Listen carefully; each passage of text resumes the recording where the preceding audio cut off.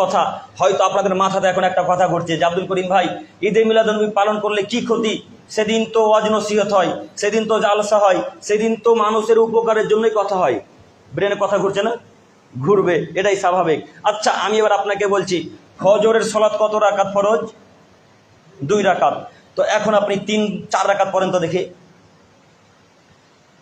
কেন পড়বেন না?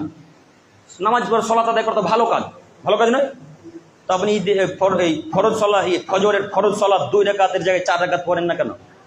এটাও তো ভালো কাজ। কেন করবেন না? রাসূল সাল্লাল্লাহু আলাইহি ওয়াসাল্লাম আদেশ করেননি তাই পড়বেন না, আল্লাহ তাআলা বলেননি তাই পড়বেন না।